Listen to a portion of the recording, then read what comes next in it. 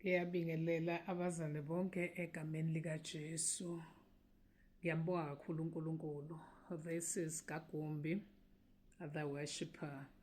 Ngiyambonga kakhulu uNkulunkulu bazalwane. Ngiyabonga futhi i-support bazalwane kakhulu eninginikeza yona. Inkosi umsinibusise.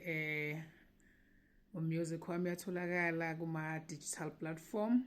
You just click type Ka Gumbi and then subscribe, like, please. Ku YouTube is Ka Gumbi, Spotify Ka Gumbi, Facebook Ka Gumbi the worshipper. Follow my page, please. Ngiyanazi ke nabazalwane niyasupport. Into kaNkulunkulu bazalwane ingeyethu manje ungumzalwane usindisiwe uthethelele izono.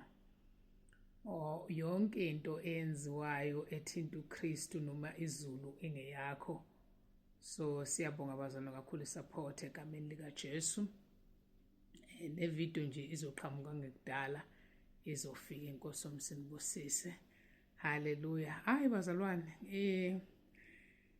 ngilapha ukuthi ake sibonge. Ake simfunde uNkulunkulu, ake yazi uNkulunkulu ngimfunda ngenye indlela these days.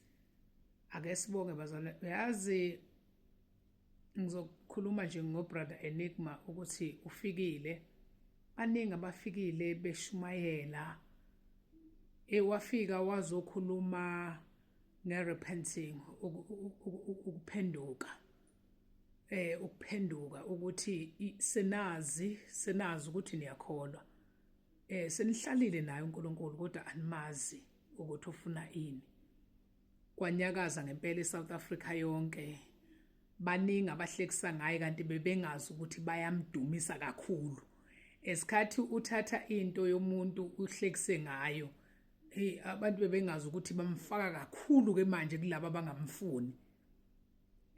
Uyayikhuluma lento kaNkulunkulu ngaphandle kokwesaba.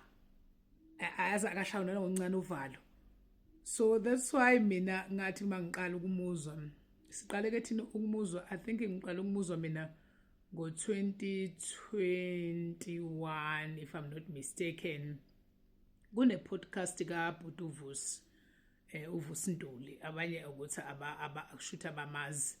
Uqale lapho ngoba ngeke ngakhuluma nomunye nje during the day athi uqhamukapi lo baba oseqhamuke sethi nje vumbu.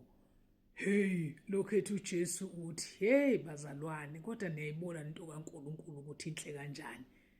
Inkosi yomsinibusise. Siyabonga bazalwane, siyambongela kakhulu ubrother Enigma ukukhuluma igospel kaNkulunkulu angahesitate. Uthi uPaul ngilinikeza nina lingeleni nina zinsizwa ngoba ninamandla nimnqobile omubi. So nje izwi vele ivangeli lithembele kakhulu kubantu besilisa. Hayi laba ngamagwala. Ngoba abanye abangamagwala babona ukuthi bengasifuni isono kodwa bayasifuna, basifuna isono kodwa bayasifuna. So nje ukuphumela obala nje ube umbhoshongo kaNkulunkulu. Uphumela obala nje siyambonga kakhulu uNkulunkulu okwenzile lokho kubrother Enigma bazalwane.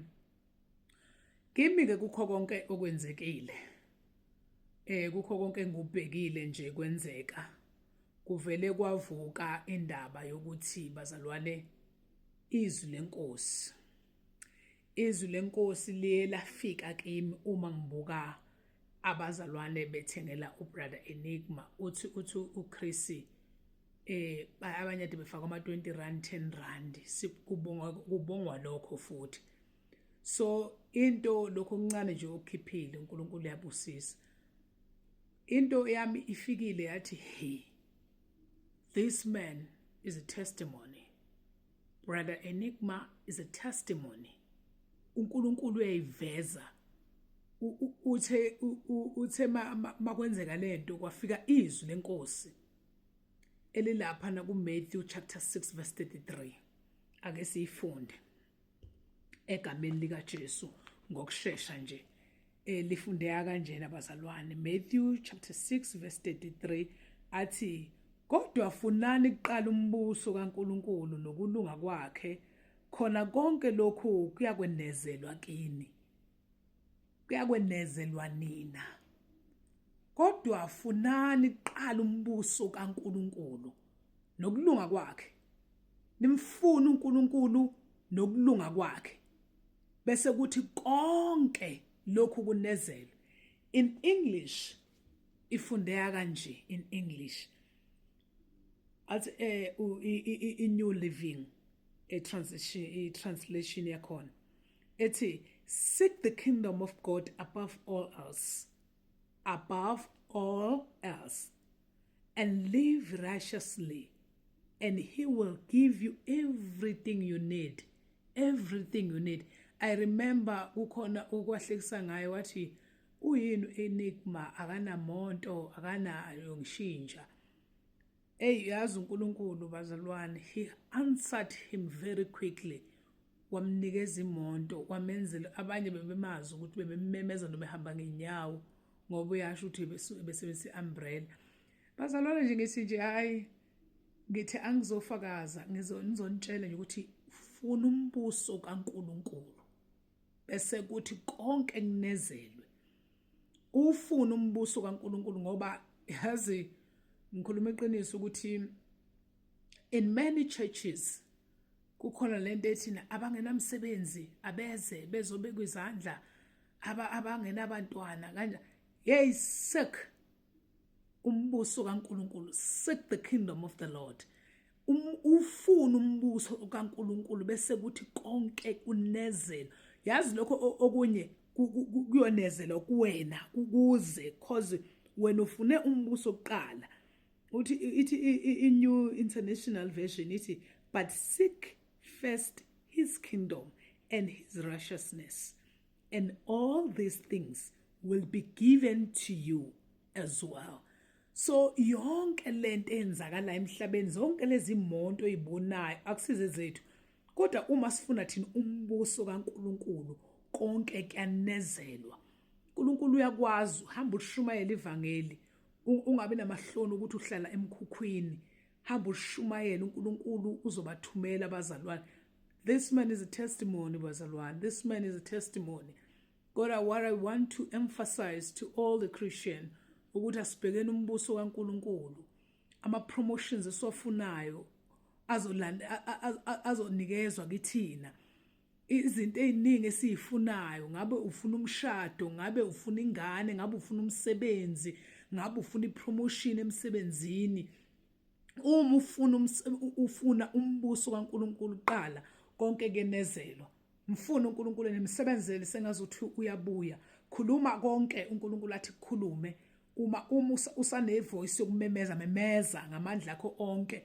Kuye kwafika nje yesterday I was nje busy in my house and then doing something, and then kukhona lento efikile yathi kwathi nje kwathi angimemeze ukuthi okholwayo unokuphila okuphakade, okholwayo unokuphila okuphakade.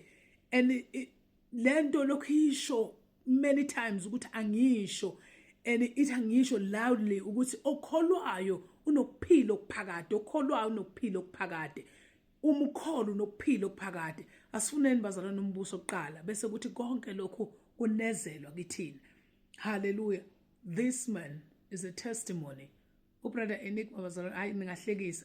Esikhathi nihlekisa ngaye nina beningaboni ukuthi nimfaka kakhulu. Nenza athole attention enkulu.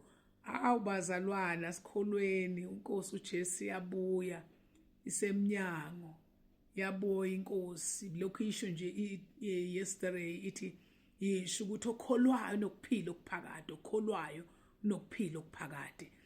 Hallelujah. Kukhona umhlabeleli kwi-single album yami ethi I saw the Lord seated on his throne, his clothes were glory. So bazalwane nje Isaiah 6 ukuthi elinye lamaserafu lamemeza kwelinye lathi ungcwele, ungcwele uNkulunkulu esiyakuyena, ungcwele uJehova, ungcwele, he's holy, he's holy. Hallelujah. Yilokho nje bazalwane kunikhumbuza ukuthi hey asimfuneni uNkulunkulu bese kuthi konke lokho esikufunayo thina kuyonezela. Lokho kufunwa inyama inkosi yokunezela. Thina sifune nombuso wayo kuqala nokulunga kwayo. Hallelujah. I love you bazalwane. Inkosi yomusa nisikelele nilale kahle. Ngamkhohlwa uNkulunkulu. Hallelujah, Jesus.